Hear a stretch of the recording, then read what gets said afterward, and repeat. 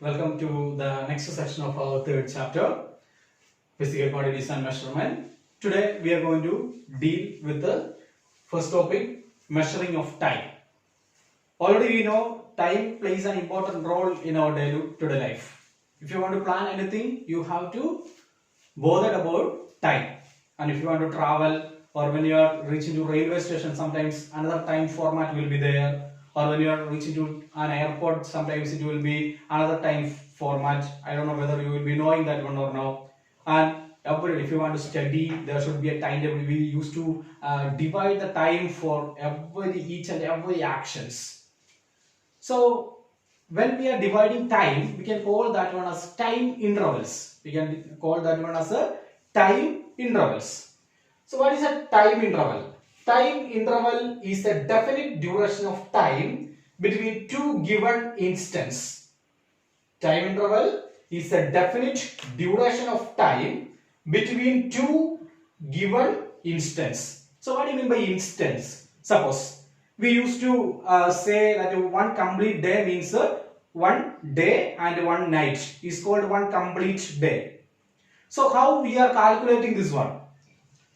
So we are going to put some two instants. So interval is the definite duration of time between two given instants. So what will be the instant of a day? Two instants will be there. The first one will be sunrise and the next one will be sunset. So the time duration between sunrise and sunset is called as a day. And what will be the night?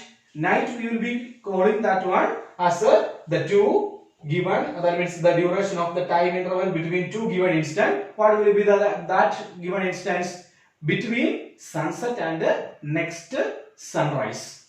So the time interval between sunrise and sunset we call as day, and sunset and sunrise we call as a night.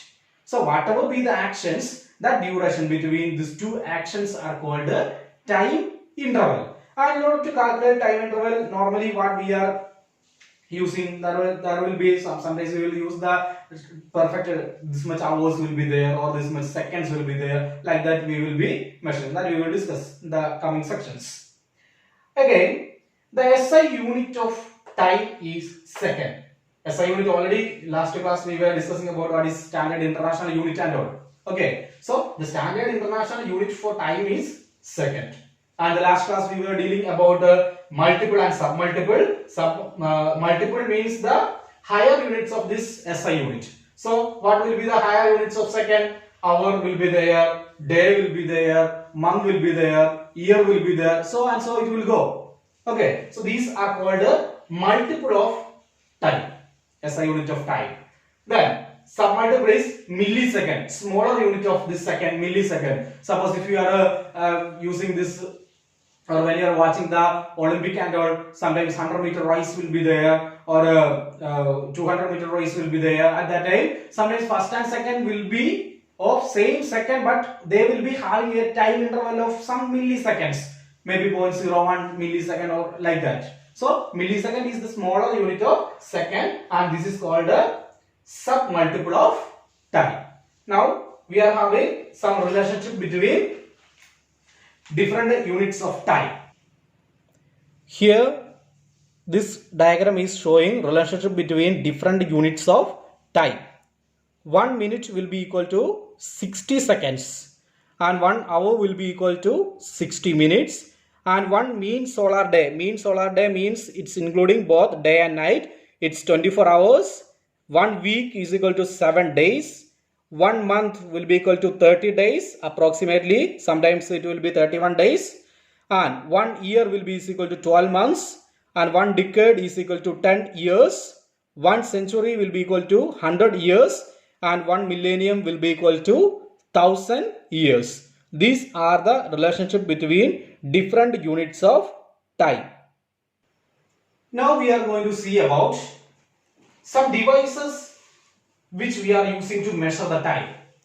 So we are going to deal about ancient time.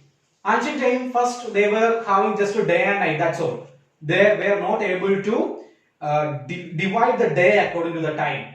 So in order to divide the days according to the time, what they have done, they have just introduced sundial. They have just introduced a sundial. A very simple structure of sundial is nothing. They are going to just draw a circle, and in the circle there will be one at the middle. They will put a point, and there they are going to put a small wooden piece. A sharp wooden piece will be put, and what they will be just keeping that one at under sunlight. Then what will happen when the sun is at the daytime? They will be just having this shadow. They will be just following the shadows of this sundial, and they used to find out the timing. Okay. Then second one, we just introducing to the sand clock. What is sand clock? You might have seen the television or something. Sand clocks are there. That means some sand will be there in a glass tube, and this one side will be completed fully filled, and this will be just kept upside down. At that time, the small hole will be there. Through that fine hole, the sand will be coming down, and when the sand is completely coming, and certain time interval, sharp one time interval will take to completely move the sand from this upper unit to the lower unit, and they will just keep it upside down again. This will happen. So like that they were measuring time. Then after that we have just introduced analog clocks. What are the analog clocks or analog watches? Normally we are having the analog clocks, what you are having in your home. Analog clocks will be there. What are the analog clocks? There will be 2-3 needles will be there. 1 hour clock, 1 hour needle will be there. So 12, 3, 6, 9. 1 second needle will be there, then the minute needle will be there, and a smaller one will be there as a hour needle.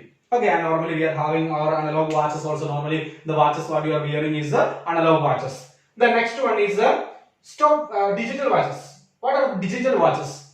That means the electronic watches. Surely you will not be having these needles and all. Instead of that one, they will be in a dial. They will be just giving it is 12 AM or PM, like that it will be written like this, or 1 PM, 2 PM, 3 PM, like that. Digital numerical you are going to get. They are called digital clock. And the last one is a stopwatch. Stopwatch is normally we are using in physics labs. Okay, if you want to study something, simple pendulum or something, or time for a small time interval, we will be depending upon a stopwatch. Or in the race also we used to have the stopwatches. Stopwatch is also just like our analog watch or analog clock, but it will not be there. This 12, 3, 6, 9 and all will not be there. Instead of that one, 60 will be there. Then 60 minutes. It will represent 60 minutes. Only one needle will be there, and this needle will be just rotating. One complete rotation will give 1 minute. So we are able to, one unit will be again divided into 10. 10 millisecond will be equal to 1 second. So we are able to measure millisecond and second in the stopwatch. So what are the devices we use to measure the time? First one is the ancient time, sundial, then sand clock, analog clock, digital clock, and stopwatch. And why we have not depend upon sundial now? Sundial, you know, sundial is just depending upon the availability of sunlight. If it is a rainy season, the sunlight will not be there. They are not able to get the shadow.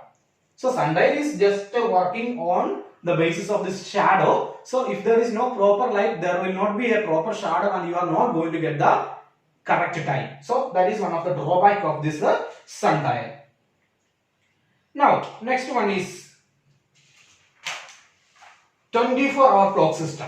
So what is 24-hour clock system? Normally we are having the system of timing from 12-hour clock system. That means we are going to divide this day and night as a, or 12-hour clock system is there. We are having from 1 to 12. So see here 12 AM, then 1 AM. That means 12 AM is at the midnight, 1 AM like that, and 12 PM at the afternoon. Then we will go with the PM, 1 PM, 2 PM, 3 PM, like that. Normally we are following that one.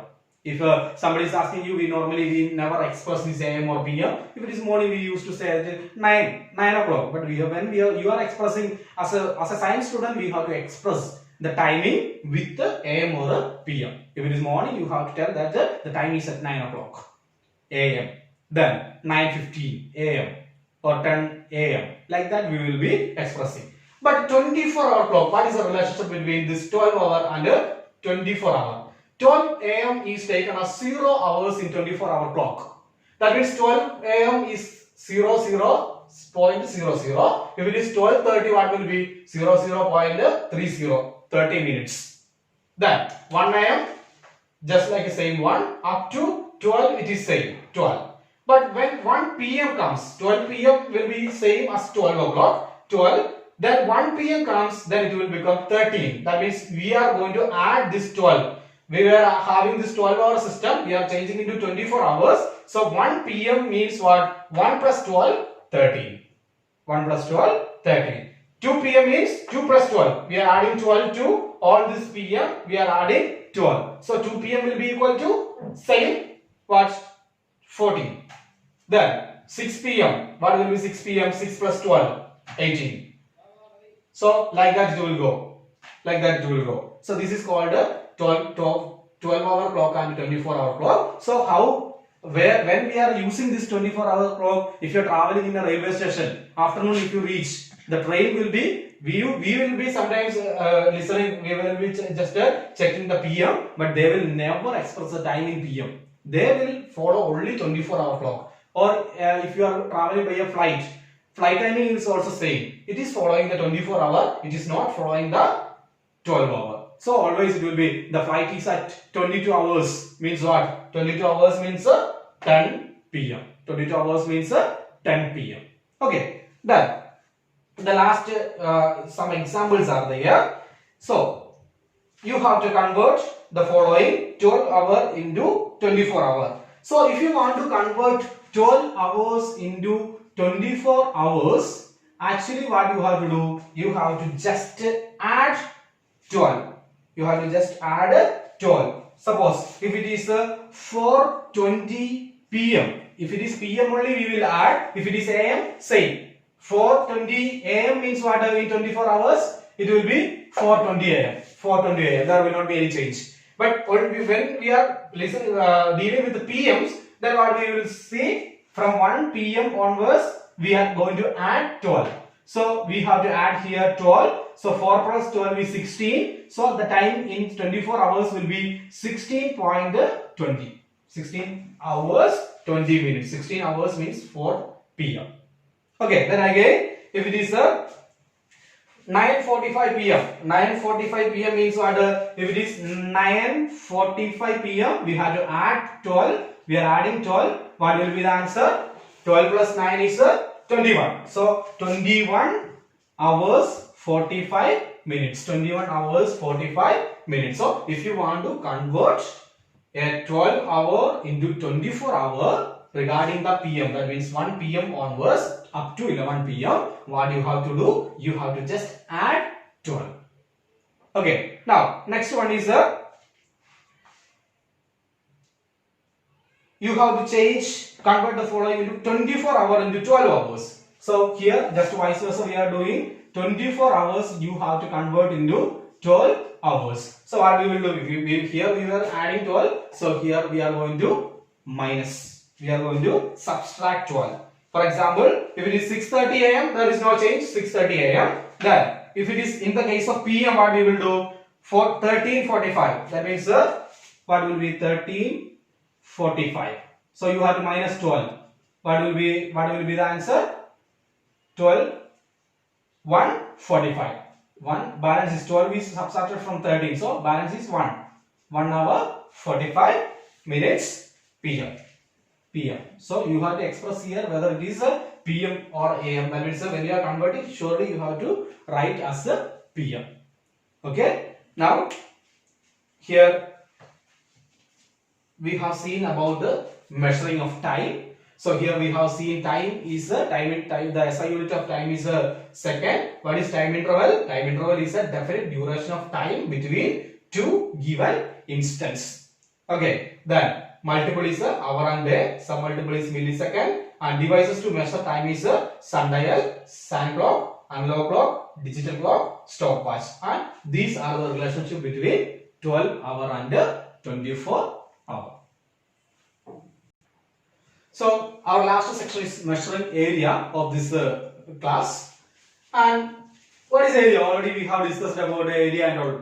What is area? The amount of surface enclosed by a plane figure. What do you mean by a plane figure? Suppose if I am able to draw some lines inside the which is having an enclosed shape. This is a rectangle, right now. And it is a square. And it is a triangle. So this is called plane figures. So the amount of surface enclosed by a plane figure is called area. So when I have enclosed this line, what is the amount of this surface? This much area, this much space surface is enclosed by this plane figure. So how much amount of surface is enclosed by a plane figure will give you the area. Then what is the SI unit of area? SI unit of area is square meter. That means we will not tell this one as a meter square. That is wrong. We have to pronounce this one as a square meter.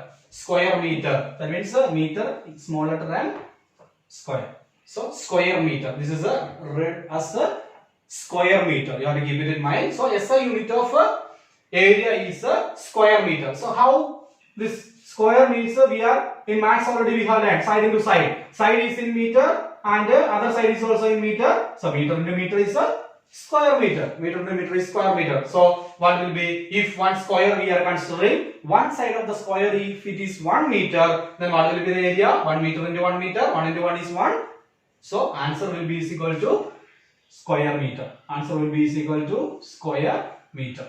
Okay. Now, if it is a rectangle, instead of side into side, we will keep as a length into breadth. Length is in meter and breadth is also in meter. So SI unit is a square meter. Then again, triangle, half into base into height. So base is in meter, height is in meter. So answer will be square meter. So the amount of surface enclosed by a plane figure is called its area, and area, SI unit of area is square meter. Square meter.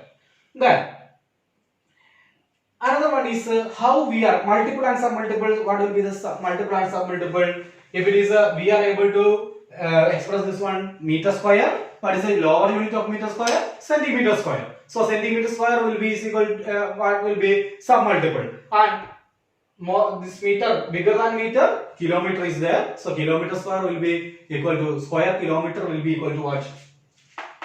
The multiple of SI unit of area. Now what are the relationship? 1 square centimeter will be equal to 100 square millimeter. Then 1 square meter will be equal to 10,000 square centimeter, and 1 square kilometer will be equal to 10 lakh square meter, and 1 hectare equal to 10,000 square meter. These are the relationship between different units of area.